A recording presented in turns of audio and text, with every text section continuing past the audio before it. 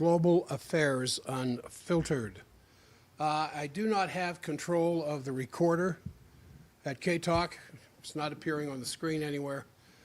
So I don't know, except with those of you who listen and will text me from occasionally from time to time, to let me know whether I'm coming across at K-Talk or not. However, I do know I'm on the stream. And all the things that have happened since last week, all these things to catch up on, and which is a lot of things. So welcome this Monday morning, the 9th of June, 2025. I'm Jack Stockwell at ForbiddenDoctor.com, and my webpage constantly being updated all the time, more information being added to it. But all of these streams, because I can't record it at K-Talk, they're on the stream. You go to youtube.com/Global Affairs Unfiltered or Dr. Jack Stockwell for the health programs, of which we've got almost 1,000 subscribers. I really appreciate that. All right, so to just try to so many things to talk about. What's going on in LA, what's going on in Washington, what's going on in New York, what's going on in London, what's going on in Ukraine, what's going on in Gaza, what's going on in Moscow. Try to hit all these things in the time that's allotted for this program. And everything has changed since last week. Now, I've always considered myself to be an optimist. Excuse me. I always, I'm the one who always sees the glass half full. And, well, hold on a second here. Paul's trying to get to me.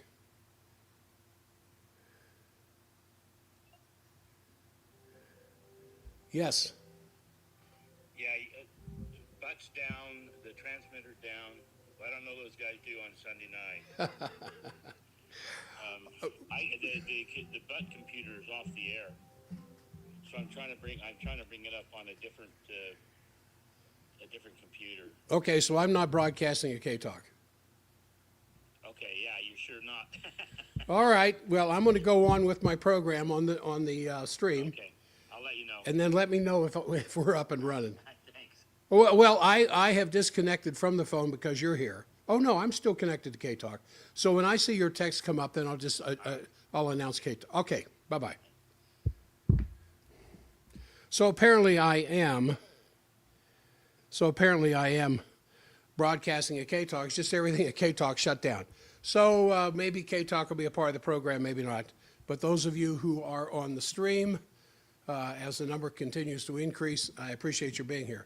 So I started off saying about how I always consider myself the eternal optimist, no matter how bad things are. I think the first taste I ever got of that was as an LDS missionary in Canada.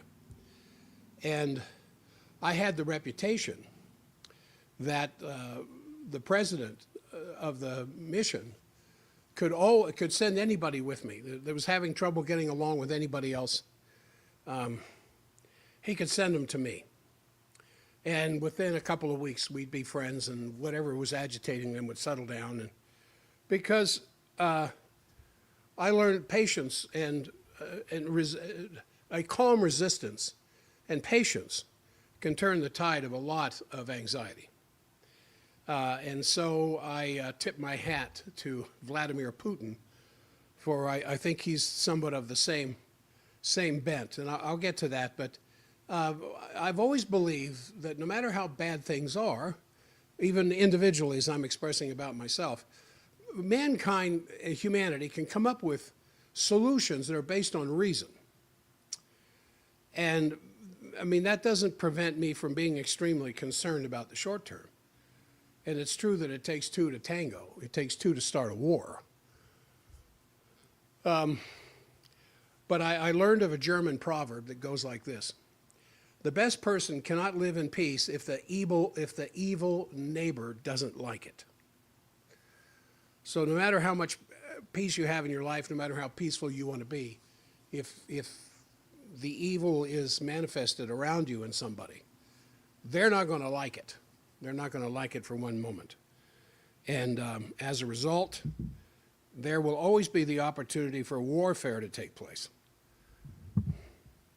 All right, so, and I think that's what we're dealing with here, because the Russians attempt to not get drawn into a provocation, to be patient, to outflank, to rely on their military progress that's moving kilometers every day into the eastern province, closer to the Dnieper River. That's all true, and I think that the forces which are trying to destroy Russia obviously are out there. The Deputy Foreign Minister Rabakov just put out a very stern warning, saying that there are serious forces inside the United States, and he could have added Great Britain, well, actually he could have added continental Europe for that matter, who want to cut Russia into many pieces. And one of those forces is the Jamestown Foundation that I mentioned last week, which is having a conference in the United States where they're discussing exactly how to do that, how to cut Russia into 40 parts or more. And of course, that's going back to the Great Game. You know, you're going back to Huntington, you're going back to Zabriskie. And so the other thing that one has to consider is, why is this confrontation happening? Why are they so hell-bent on breaking Russia into 40 separate pieces? And why is it that continental Europeans, or at least those that are in the coalition of the willing, never came up with any diplomatic alternatives? Why is it always war, war, war? Why is the coalition of the willing, France, Great Britain, Germany, Poland, why are they not offering to sit down and do peace deals themselves with Russia? And why is it from the very beginning that they were on this course, as the former German foreign minister Annalena Baerbock said, ruining Russia, weakening Russia, destroying Russia? That's what we're here for. And they never even consider that diplomacy is a way of conflict resolution, especially when you're dealing with the strongest nuclear power on the planet. And they have said, Russia collectively, several times, when we are faced with that final existential threat, we will use nukes. So why do you keep poking that bear in the belly? And I think the answer is really simple, because when empires collapse, they have a tendency to strike out. And I'm not talking about the America of Trump. I'm talking about the British Empire, which exists not in the form of nations anymore, but in the form of oligarchical financial structure, which is sitting in the City of London, Wall Street, and Silicon Valley. And then you could add all of the other industries that live off of that, especially the military industrial, and the media, and the medical, and the financial. And so the situation in that group is terrible. I mean, their financial system of the neoliberal system is about to blow out. They have this unmanageable situation with over-indebtedness in the U.S. of $37 trillion in debt. But much more important is the $2 quadrillion overextended derivatives market, which is like a powder keg. And since they're not willing to change that because it's based on the maximization of profit for a very small class of billionaires and millionaires at the expense of billions of people all over the world, that's the driving motive for war that we're facing right now. Because economies have a way of doing better during war. Of course, what happens to the value of their species changes somewhat after the war settles down. But I'm all for having hope here, and I agreed with the detailed analysis that the damage that was done by the that's a drone strike on Russia's bombers really wasn't all that significant. I was at first, but the more I study this, it's not a game changer. When I say significant, I mean this is something that is going to unleash the Kraken. Well, it didn't, and I don't, you know, I'm kind of waiting for the other shoe to drop in Europe, for the Oreshniks to show up. I might be wrong, but I think it's going to cool down a little bit. Because all of these things, in detail, I agree with, But I share worry over the larger picture because if you think of how fragile this world peace is, it just takes one successful assassination or two. I mean, there's already been 2 attempts on Trump. You take a couple of things that could go wrong and it could end civilization. We know that there have been assassination attempts on Putin. Now, the danger in my mind is so absolutely big that we have to not only defeat the present dangers, going from one fire to the next and extinguish them, we have to put humanity on a totally different platform, which is a new security and developmental architecture, which is the form of living together as a human family, a human species, and abandoning war as a means of conflict resolution. Because in the time that we're in now of nuclear, thermonuclear weapons, which implies the danger of annihilation, this escalation has got to stop. We are not beasts. Beasts don't go for world domination. They may want to have a good dinner and eat their neighbor animal that's a little less ferocious than they are. But what's going on right now is worse than beasts. Because when a beast kills another beast and its hunger is satisfied, it's as tame as a lamb. The human being, with its lust for greed and power and so forth, when that takes over, then it's worse than the beasts. So unless we've remedied that and put the human species on a much safer course, we can't stop our efforts. We have to keep moving forward to try and get this thing solved. Now, although the Russian military struck Ukraine heavily overnight here last weekend, including targeting drone production facilities in Ukraine, it appears that this is not yet the response that Russian President Putin advised President Trump in their June 4th phone call.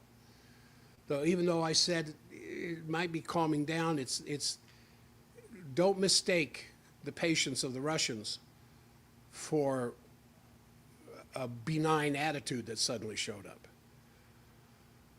The Kremlin spokesperson Peskov confirmed that Putin had indeed said to Trump that there would be a response.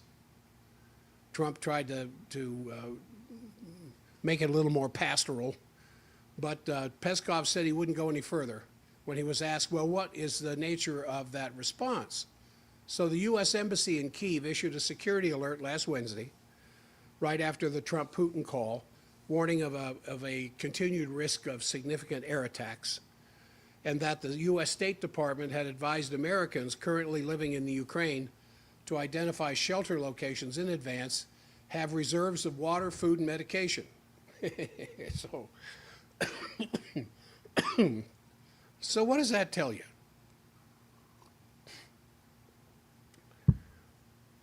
I mean, even if you weren't a diplomat, but you working for an NGO or something in one of these nations that are sitting on a powder keg, and the State Department of that country for which your NGO is licensed calls you up and say, hey, we just got this warning call from the U.S. State Department. We just got it from Rubio. Know where you can run to in a hurry. Make sure you got water, food, and medications. So Lukyanov, who's the well-informed chairman of the Presidium of the Council of Foreign and Defense Policy for Russia, and a research director at the WWIII International Discussion Club, said this: a response from Russia to Sunday's June the 1st bridge and airfield attack is inevitable. It will likely be proportional to the scale of Ukraine's strikes. Importantly, this response will not be aimed solely at Kyiv. It'll be a message to all involved parties, including the United States and Western Europe. Russia's reply must reflect the multifaceted nature of the conflict and its many audiences. Wow, what a way to say it.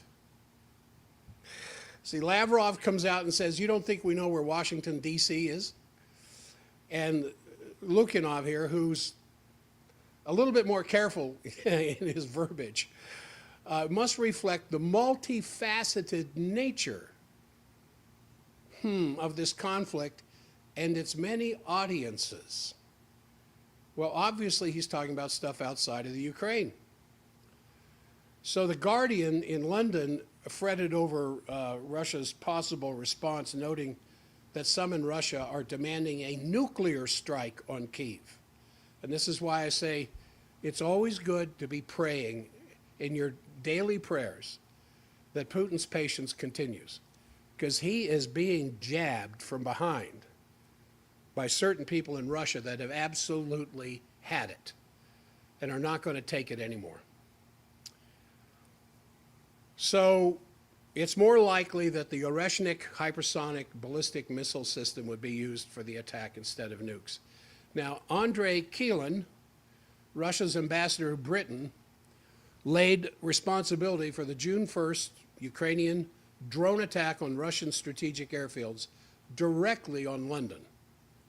He said this kind of attack involves, of course, provision of very high technology, so-called geospatial data, which can only be done by those who have it in their possession, and this is London and Washington, which he said in a Skyview interview on the 5th. He said, I don't believe that America is involved. That's been denied by President Trump, but it has not been denied by Britain. Then he said, we perfectly know how much London is involved, how deeply British forces are involved in working together with Ukraine. Then he warned, Keelan warned, that Ukraine's actions were, quote, bringing the conflict to a different level of escalation, and that Kyiv should not be trying to engulf us in World War III.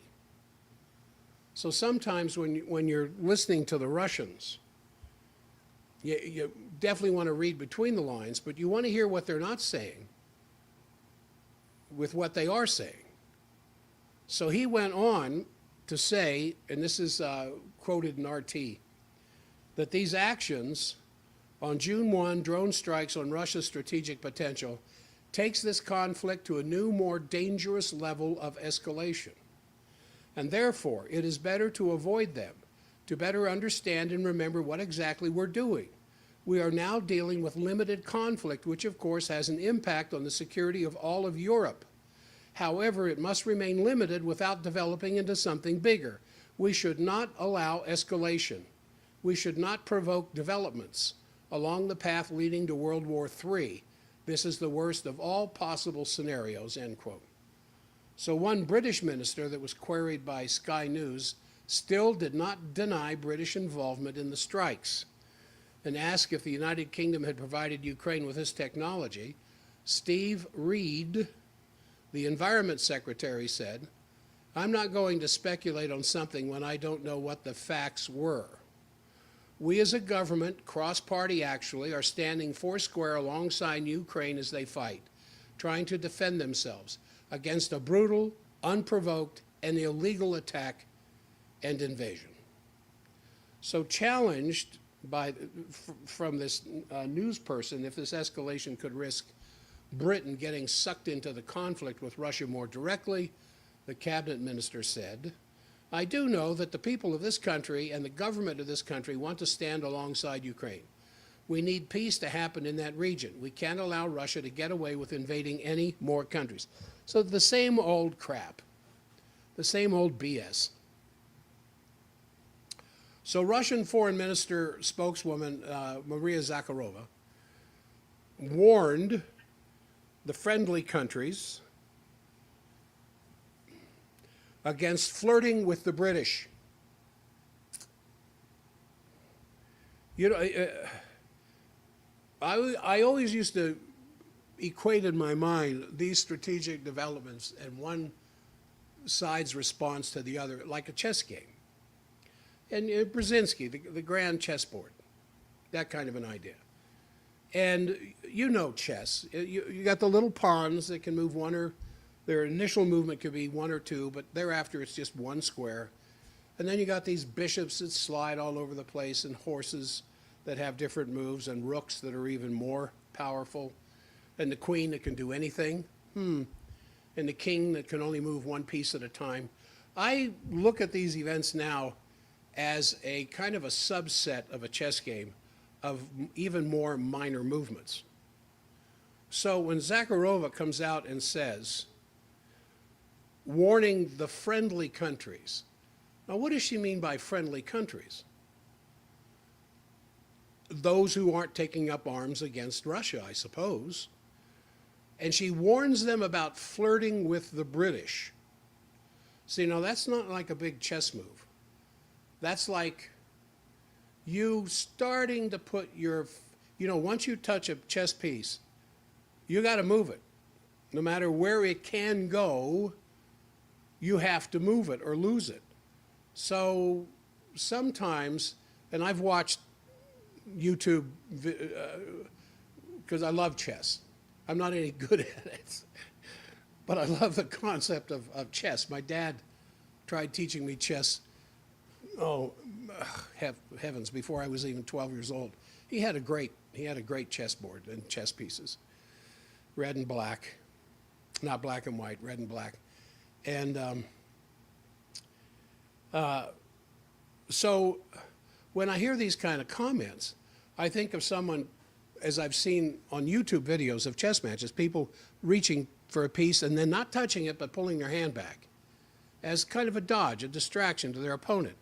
Oh my gosh, he almost touched the rook. And he pulls his hand back. Then he's going to almost touch the bishop. And then he finally touches the horse and moves the horse. That's what I see here with Zakharova when she makes comments like this. Don't be flirting with the British. Now, Zakharova noted that the British had just designated the British Council as an undesired entity and said this: in light of the aforementioned circumstances, we would like to caution our partners in Russia-friendly states against fostering ties or flirting with the British, providing favorable conditions for organizations such as the British Council, permitting them access to youth and the implementation of ostensibly harmless cultural and educational projects, poses the risk of losing control over critical social and political processes. The positions of influence gained through such activities are subsequently exploited by London to interfere in the internal affairs of other states, directly threatening their sovereignty and territorial integrity. See? What did she just say? You get friendly with London, you're threatening your sovereignty and territorial integrity. How would you threaten somebody's territorial integrity? Send a bomb? Send a missile? There's this incisive commentary along the same lines by a top Russian intelligence expert, retired Leonid Oreshniks, who, quoted in Sputnik, said the British have been out to destroy Russia for centuries. We know that. I've talked about this on this program many times. Said Russia has been the main focus of this work since the time of Ivan Grozny. And I say this in all seriousness. Oreshniks said that, adding that the British have had many years, many centuries of experience in indirect forms of intelligence coalition. So I'm looking for some sign here from Paul that because if we can't hook up at K-Talk, I may just end the program in an hour. So we've got a couple of other things here. The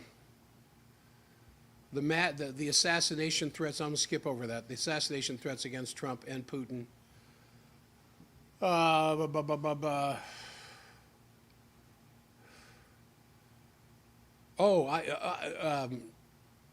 been looking into this Elon Musk, Donald Trump feud. I just find this entertaining. I can't help but believe,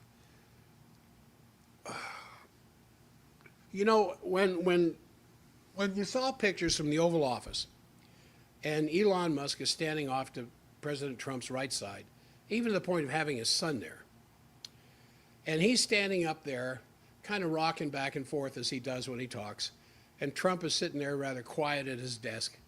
I looked at that and I thought, What's the power position being demonstrated in this video? Why are they showing this? Why is Musk not sitting in a chair next to Trump? Because every time you see Trump dealing with some foreign national, and not just Trump, all the presidents before that, they're sitting in two chairs beside each other. Whether it's Saudi Arabia or it's with Netanyahu or with Macron or Starmer or any of the other world leaders, they sit side by side in chairs. But here, it struck me that Musk is standing up in a power position, and Trump is sitting in a not so powerful position. So this, in other words, I think it's theater, to tell you the truth, because of something else that's going to happen. So this full-scale public brawl coming out this week, last week, between Trump and America's fair-haired boy, Elon Musk, although the media have tended to portray this as a little more than a head-on collision of two giant egos, the question, whether it's being steered as a broader destabilization of the Trump presidency, and by those who are unhappy with his one-on-one diplomacy with President Putin and President Xi and his search for peace in the Ukraine. Now remember, Musk is the richest man on the planet, or supposedly, at least that's his description.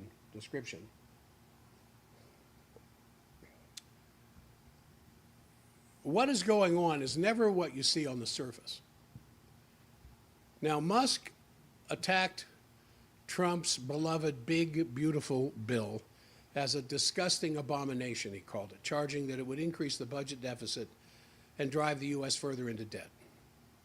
Just after he'd spent the last 100 days, or however long it was with Doge, trying to decrease the causes for the debt.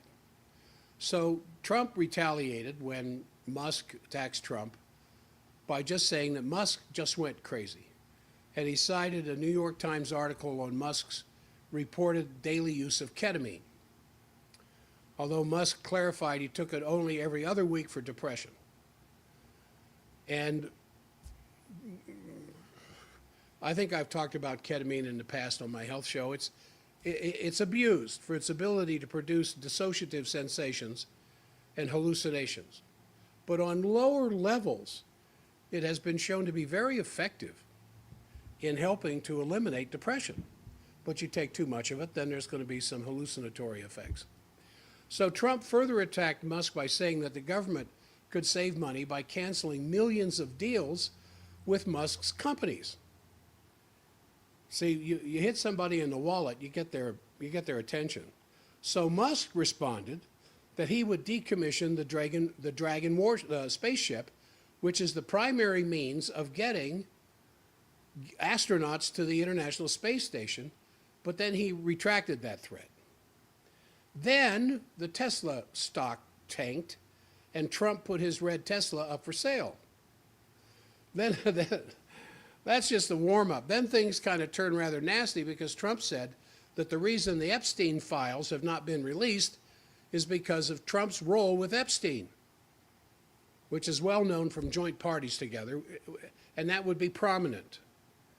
Then Musk responded to a post on X calling for Trump to be impeached, and J.D. Vance should replace him with one word, yes, impeach him. Then Musk had earlier claimed that without me, Trump would have lost the election. The Democrats would have control of the House and the Republicans would be 51-49 in the Senate. Such ingratitude, he said.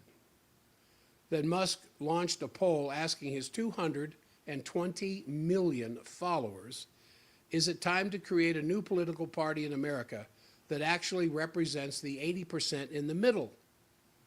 And within 4 hours, almost 3 million responded with roughly 81% voting yes. What does that tell you?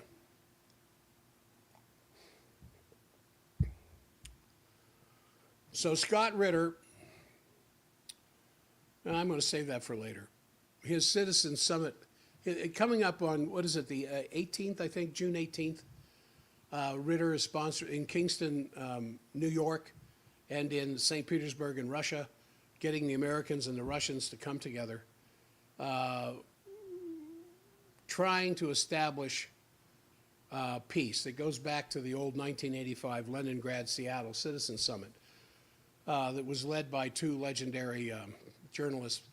I remember this. Phil Donahue was there in Seattle, and Posner was in the Soviet Union as they were talking back and forth publicly to try to establish peace between the nations.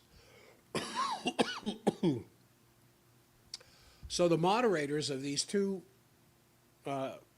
locations, Kingston, New York, and St. Petersburg, Russia, on the 18th, Ritter will be representing the U.S., and Pavel Bolobanov in Russia. And Ritter says in the announcement, he said this: the participants will be doing what we collectively can only hope our respective leadership will do: engage their citizen counterparts in constructive dialogue which seeks to better relations between the two nations. Wow, imagine that, sitting down and talking it out. Now I want to, what do I want to, let's see. I'm just zipping through my notes for a moment here before we come up to the top of the hour. But overall, what's going on now is significantly worse than it was just a week ago, when you have the attack of several hundred drones on 4, maybe it was 5 military bases deep in the territory of Russia, attacking strategic bombers of the Russian armed forces, that these bombers, which are nuclear capable, it's not just you hit a bomber. You're trying to take out the strategic nuclear response of a nuclear-armed country. It's, you know, it's just a little testy there. And there were initial reports that 41 such bombers were destroyed. We find out that's not the case. It was more like 7. But that's not the significance of it. Obviously, the fact is the strikes deep into the territory of Russia, up to 4,000 kilometers from the Ukrainian border, is a completely new situation. And according to the Ukrainians, that attack was in preparation for 1.5 years beforehand, and it seems that these bombs, as you certainly know by now, were smuggled into the Ukraine. They were loaded on trucks and hidden. Then in amazing precision for the Ukrainians, they were all detonated simultaneously, which means tremendous technical skill had to be involved in such a coordinated fashion. And the significance of this is manifold, and I've heard many podcasts since this happened of various opinions about why, how this happened, why it happened, who it happened with. And we, you know, it has simply catapulted the world a lot closer to the possibilities of nuclear war for several reasons. And while it did not devastate the nuclear capacities of Russia significantly, as some news releases tried to say, it did damage. But by no means was it a game changer. If it was, Russia would have launched. But what that means now is that the adhesion of Russia to the START Treaty, which requires both sides to keep their strategic nuclear forces open so that they can be monitored by satellites and therefore can be verified that there is no surprise attack in progress, which means somebody in Omaha has got to be sitting there looking at a computer screen that is monitoring maybe multiple screens in one screen, all the various strategic bomber locations in Russia where the strategic bombers are sitting out on the runway. That was part of the START treaty, just as we have with our B-2 bombers and our B-52s from Minot down to Barksdale, sitting out. And how do you hangar a B-52? When you look at that wingspan, how do you hangar a B-52? Well, it's the same thing with the Bear bombers. The Bear? Is that what it was called, I think? The gigantic Russian strategic bombers. And some of these post-attack videos from satellite cameras showed some of these bombers that were hit didn't even have engines under the wings. They had been decommissioned. So, more importantly is the fact that the Ukraine war, Russia has the concept of creating this buffer zone in the Ukraine. I think it's like 300 kilometers or something like that.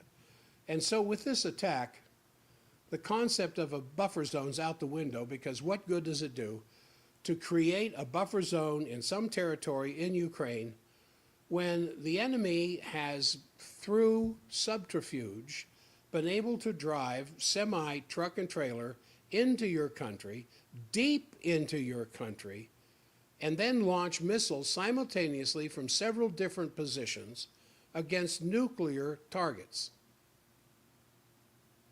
What good is a buffer zone going to do? In other words, this attack proved that it was possible to make a sneak attack inside Russian territory, deep into the Far East, out to Irkutsk, to hit these targets. That means that this concept of a buffer zone that Russia's been pushing is no longer valid. And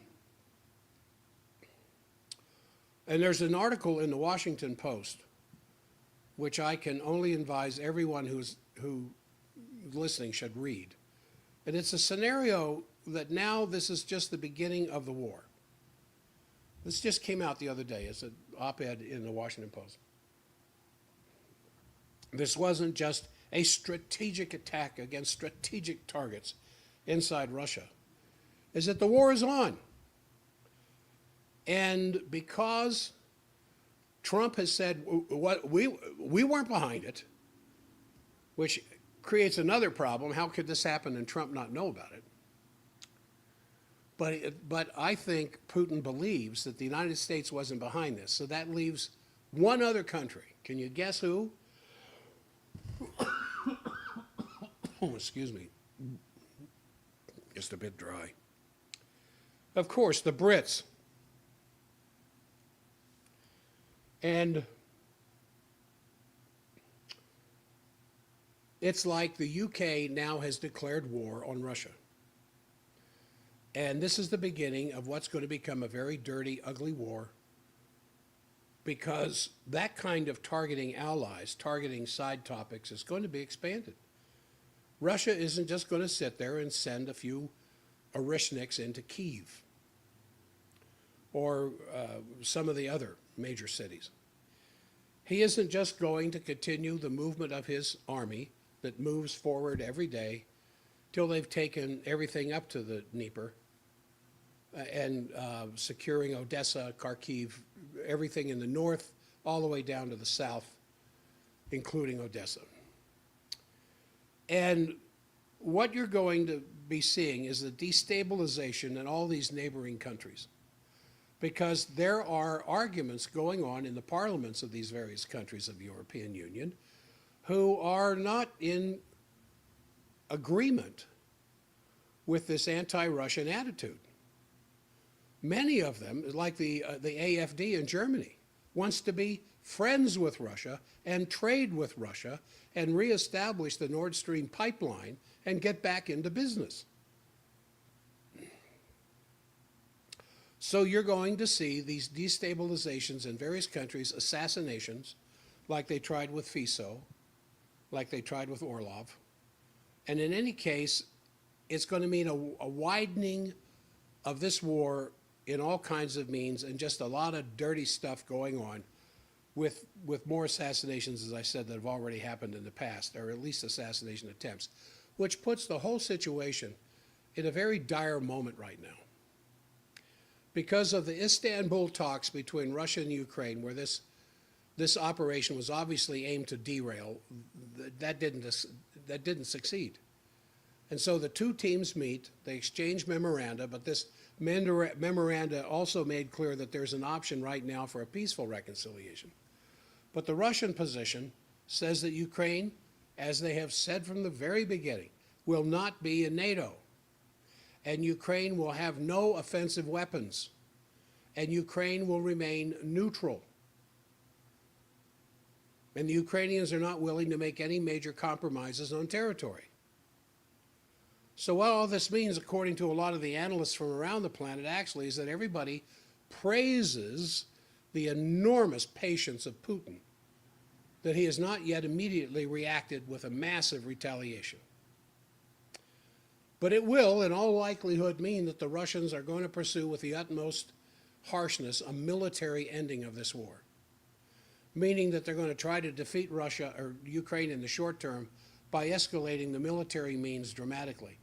Because we know that another 150,000 Russian troops are moving into the Ukraine now.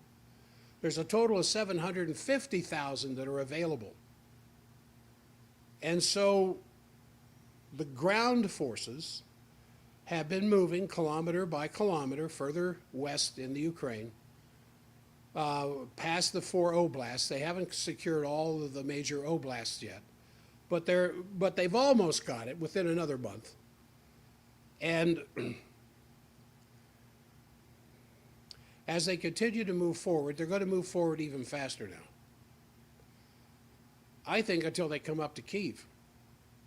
Because if the Kyiv people in the city and the Ukrainians in general cannot get rid of the neo-Nazi government that's running that place and can't get rid of Zelensky, and I'd love a life insurance policy on Zelensky right now, Russia is going to, as they did the night before last, and I think maybe more last night, escalate the targeting of military installations in the Ukraine, including Kyiv, but in other places. So we have to see how that plays out, which begs the question, why hasn't Russia gone after all of these military installations in the first place? Well, because of Putin's incredible patience. Just a little bit at a time. Now, the kill ratio, the latest one that I've seen that I believe, is that there's about 40 dead Ukrainians for one Russian because of the Russians' incredible use of these, the 3-6 movement. I think if you've listened to Scott Ritter, you've heard him explain how the Russian military movement is 3-6. They move 3 soldiers into an area that fan out a little bit to secure it, cleaning out everything in between. And if they get to their target area, then a team of 6 comes up behind them to hold it. And then the 3 move forward to secure more territory, and then the 6 come in behind them. And if the 3 are taken out, as happens because the Ukrainians have drones, and these are right out of the 1970s science fiction movies. I mean, these drones see you. They can discriminate you through FLIR, through infrared reading as a living thing as opposed to a tree trunk. And although a tree trunk's a living thing, I just don't know how much heat it gives off. And the drone will come after you. I mean, I've seen on-the-ground videos of these soldiers trying to run away from a drone. And the drone carries a light charge on it, but it's enough to kill whatever it hits. And again, it forces laughter out of me, but I'm laughing at the madness of all of this. But this is one reason why the advance of the Russian forces have been so successful. They don't just send in a division or a company or even a platoon. Go take this, go take that hill, go take Hill 147. It didn't work like that. They found a much better way to do this and secure the ground as they go along which is why the Russians aren't retreating. It's one reason why. So another extremely ominous element is that it absolutely seems, and I think it was even stated by President Trump himself, that he was not informed of this attack before it happened. And there are many articles and experts who say that the precision of the operatives was such that it almost certainly means that MI6 and CIA were providing assistance by coordinating all of this. Now, think about that. I mean, this is a very serious charge. I'm sure President Trump is going to investigate it. I'm sure he's already investigating it, because of the operation that started a year and a half ago. It started under the Biden administration. And I'm sure he will certainly beef up an investigation into that. But as for the British MI6 involvement, I think it's a very likely proposition, because as we've seen, the whole scenario of the coalition of the willing, those parts of the EU and NATO who think the war must be continued with Russia's defeat until Russia's defeated, the coalition of the willing, the British, French, Germans, Poland, and the Baltics, I left them off a while ago, and the Scandinavian countries, emphatically not Southern and Eastern Europeans, interestingly enough. But that coalition has been betting the whole time to pull the United States into support if they deployed troops on the ground in the Ukraine. And that apparently has just been nixed by the United States, which means it is de facto impossible, because the coalition of the willing has neither the army nor the military hardware to conduct a war against Russia without the United States. So that's in shambles, what the coalition of the willing were planning on doing. The breakaway ally type thing that I've been waiting to see happen in Israel, where Netanyahu just goes ahead and attacks Iran, believing the U.S. will come behind him. But the intention is very clear, because Chancellor Merz just visited Trump in the White House, and everybody was celebrating the fact that there was no deal as with Zelensky, and so that may be a big victory.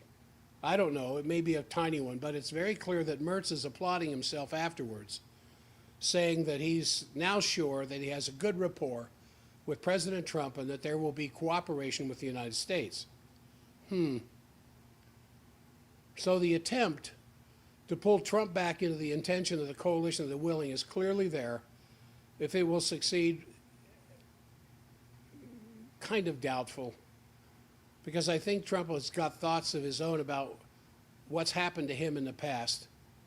And because if Trump is not informed, and this happened anyway,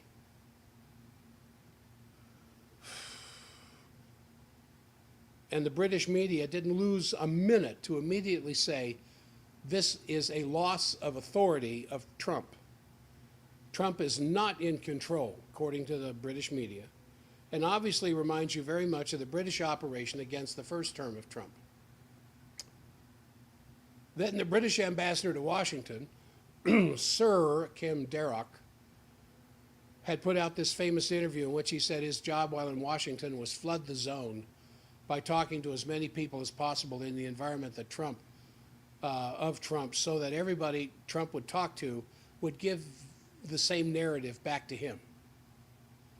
In that way, you control the narrative of Trump, or the decisions of Trump, which is obviously still the aim of the British. That means that the United States and President Trump are now in front of the decision to either go for the special relationship with England, the United Kingdom, or go with Russia. And that's obviously something that the American citizen should have a big say in it. And I think the situation, however, has escalated beyond that. And if the Washington Post scenario is what is on the agenda, we are marching into some very, very serious times. And I just want to mention that the situation with Iran, in the few minutes that are left here, is also not looking good at all, because the forces in the Trump administration, Hegseth and maybe Rubio, who insist on a hard line towards Iran, it doesn't forebode good for a possible compromise. And naturally, the horror show in Gaza continues unabated. And that remains one of the biggest stains on the conscience of the world's population to be resolved yet. So I think when you're looking at this whole pattern, you see again and again escalation after escalation. The danger that this could get out of control very rapidly, even if it's not clearly, not the intention of Russia to be pulled into some overreaction and in that way be responsible or trigger World War III.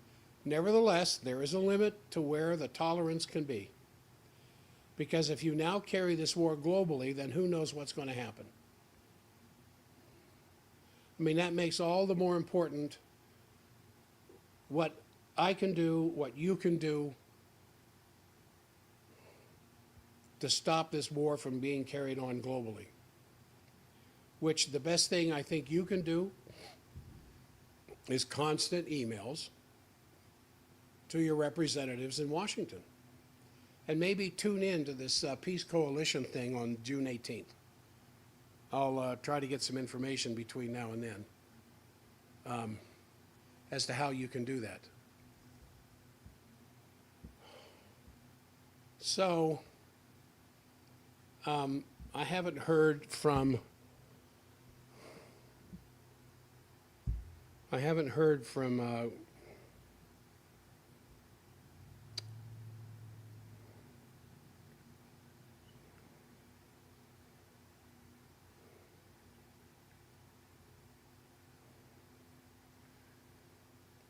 how do you get on streaming when the K-Talk isn't working? I have said so many times how to do that. Of course, with K-Talk not working, it's hard to tell you how to get on the stream. But I haven't heard anything more from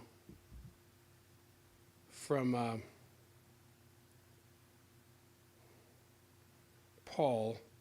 He said there were certain things that were turned off at the station last night. And this happens on a lot of Mondays if you've been following my program. The Sunday night crew turns off the equipment that makes the remote broadcast possible Monday morning. Someone said, well, do you think that they're trying to censor you? No. There's nothing as insidious as that. They're just not. If you own a cat, you know how much of a hassle it is buying that heavy, dusty. Now, what the heck does that mean? Are you ready to save time and money? Oh, that doesn't mean that K-Talk's broadcasting. So I don't want to drag this out for those of you who are on the stream. If you can,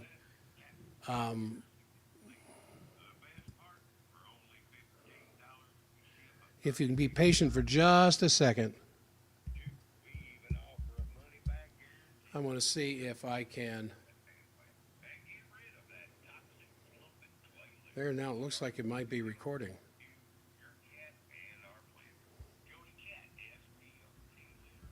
So I need to hear from you, Paul, that I'm broadcasting before I venture into the next hour. I need to know if I'm broadcasting.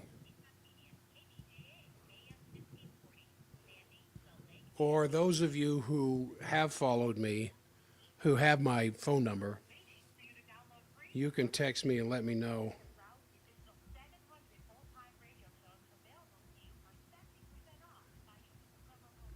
whether I'm broadcasting at K-Talk or not. So I'll mute myself there. All right. Now,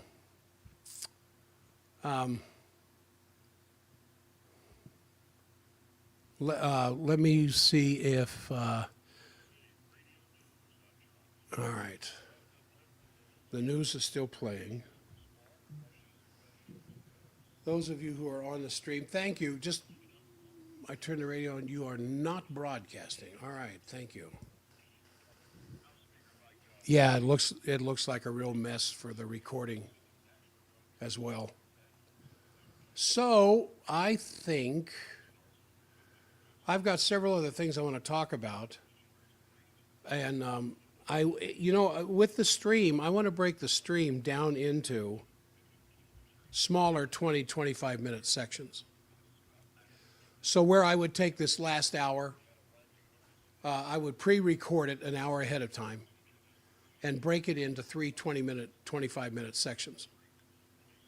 I think that would build a bigger audience quicker. Because occasionally I will listen to a 2-hour podcast, but rarely. But it has to be one of my favorite people to do that. So I think I'm going to call it quits. Those of you who've been listening on the stream, I greatly appreciate the time that you commit to this as well. If you can share, subscribe, whatever it is you do that lets other people be able to hear this, I think we can get a bigger audience. Now, my webmaster is going to be here in 2 weeks. We're laying out the room where I do my painting. And I got 2 paintings I'm about to bring into my office and display on the walls. We're going to turn it into a more professional broadcast setting with a nice green screen and a bunch of graphics and a bunch of other stuff to make this more relevant and to hold your attention longer. So anyway, I'm going to call it quits for this morning's program. I will be back again tomorrow morning, 7 a.m. Mountain Time. Thank you for your attention so far this day.